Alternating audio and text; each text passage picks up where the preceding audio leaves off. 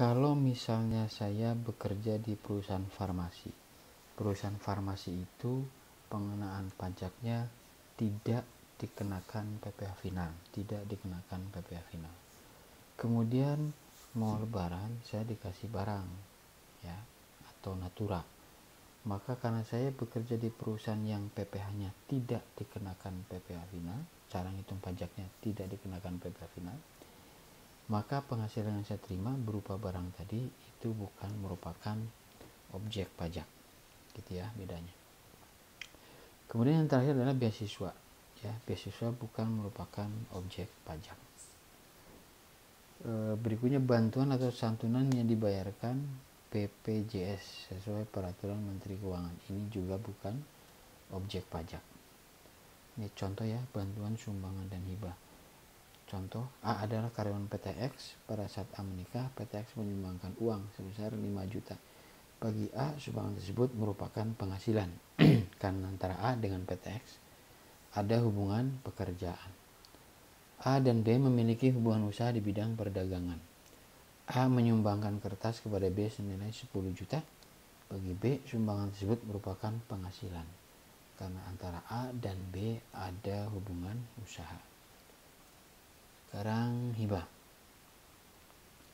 A melakukan harta hibah yang diterima oleh keluarga saudara dalam garis keturunan lurus 1 derajat itu bukan objek pajak. Betul ya, seperti itu. Sepanjang diberikan tidak dalam rangka hubungan pekerjaan, usaha, kepemilikan, dan penguasaan. Contoh, A melakukan hubungan usaha jual beli mobil dengan anaknya yaitu B. Pada tahun 2017, A menghibahkan sebidang tanah dan sebuah mobil kepada B. Atas hibah tanah bukan merupakan objek pajak, tetapi atas hibah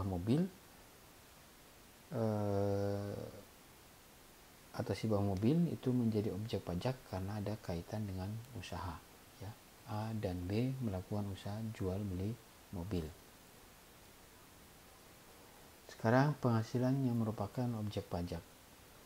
Penghasilan yang merupakan objek pajak itu bisa dikenakan PPh-nya ya, bisa dikenakan dengan PPh final dan tidak dikenakan PPh final. Ada dua kelompok, bersifat final dan kedua bersifat tidak final. Yang final berarti dikenakan pajak pada saat transaksi dengan tarif tertentu, ya, dan di akhir tahun cukup dilaporkan dalam SPT tahunan saja dan tidak ada pembayaran pajak kembali, artinya tidak perlu nambah bayar lagi. Itu penghasilan yang dikenakan PPh final. Kemudian penghasilan yang tidak dikenakan PPh final di akhir tahun harus dilaporkan dalam SPT tahunan dan dihitung kembali berapa pajak terutangnya. Ini contoh-contoh penghasilan yang dikenakan PPh final. Lebih dalam materi ini akan ada di nanti perpajakan 2 ya. Contoh yang dikenakan PPh final, tabungan deposito itu tarifnya 20%, hadiah undian tarifnya 25%, dividen termasuk usaha koperasi 10%, sewa tanah 10%, begitu seterusnya. Kemudian penghasilan yang tidak dikenakan PPh final. Yang pertama, penggantian atau timbalan pekerjaan dengan berkaitan dengan pekerjaan atau jasa yang diterima atau diperoleh. Ini gaji misalnya ya. Contohnya itu, gaji, upah, uang lembur, dan lain-lain. Penggantian atau imbalan berkenaan dengan pekerjaan atau jasa yang diterima atau diperoleh. Yang kedua, hadiah sehubungan dengan pekerjaan atau kegiatan dan penghargaan. Misal saya menang lomba, menang suatu kegiatan, dapat hadiah, maka itu merupakan objek pajak. Yang ketiga, laba usaha. Ini sudah jelas ya. Yang keempat, keuntungan karena penjualan pengalihan harta. Kalau kita punya harta, kemudian kita jual dan kita mendapatkan untung, maka keuntungan tadi merupakan objek pajak. Berikutnya, penerimaan kembali pembayaran pajak yang telah dibiayakan.